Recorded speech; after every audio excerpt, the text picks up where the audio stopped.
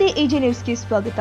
ಕಲಬುರಗಿ ನಗರದ ಜೇವರ್ಗಿ ರಸ್ತೆಯ ಕೊಟನೂರು ಮಠದ ಹತ್ತಿರವಿರುವ ಸಂವಿಧಾನ ಶಿಲ್ಪಿ ಡಾಕ್ಟರ್ ಬಾಬಾ ಸಾಹೇಬ್ ಮೂರ್ತಿಗೆ ಕಿಡಿಗೇಡಿಗಳು ಅವಮಾನ ಮಾಡಿದ ಘಟನೆಯನ್ನು ಖಂಡಿಸಿ ಮಾದಿಗ ದಂಡೋರ ಜಿಲ್ಲಾ ಸಮಿತಿ ವತಿಯಿಂದ ನೇತಾಜಿ ಸುಭಾಷ್ ಚಂದ್ರ ಬೋಸ್ ವೃತ್ತದಲ್ಲಿ ಭಾರೀ ಪ್ರತಿಭಟನೆ ಮಾಡಲಾಗಿದೆ.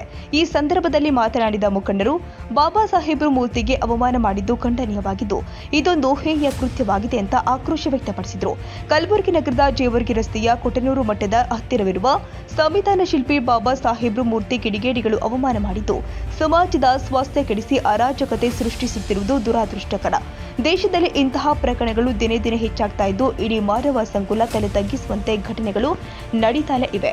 ಇಡೀ ರಾಜ್ಯದಲ್ಲಿ ಇರುವ ಡಾಕ್ಟರ್ ಬಾಬಾ ಸಾಹೇಬ್ ಪ್ರತಿ ಮೂರ್ತಿಗಳ ಅಸ್ಥಿರ ರಕ್ಷಣೆಗಾಗಿ ಪೊಲೀಸರ ನಿಯೋಜನೆ ಮರುಕಳಿಸಿದಂತೆ ಸೂಕ್ತ ಕ್ರಮ ವಹಿಸಬೇಕು. ಆದ್ದರಿಂದ ಕಿಡಿಗೇಡಿಗಳನ್ನ ಕೂಡಲೇ ಬಂಧಿಸಿ ಕಾನೂನು ಕ್ರಮ ಜರುಗಿಸಿ ಗಡೀಪಾರು ಮಾಡುವಂತೆ ಒತ್ತಾಯಿಸಿ ಮನವಿ ಸಲ್ಲಿಸಿದರು.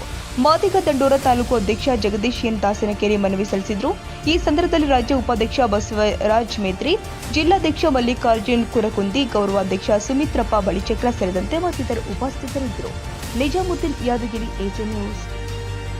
ತಾಜಾ ಸುದ್ದಿಗಾಗಿ ಎಜೆ ನ್ಯೂಸ್ 24x7 ಗೆ ಸಬ್ಸ್ಕ್ರೈಬ್ ಮಾಡಿ ಮತ್ತು ಬೆಲ್ ಐಕಾನ್ ಒತ್ತಿ ತಪ್ಪದೇ ಲಿಂಕ್ ಶೇರ್ ಮಾಡಿ.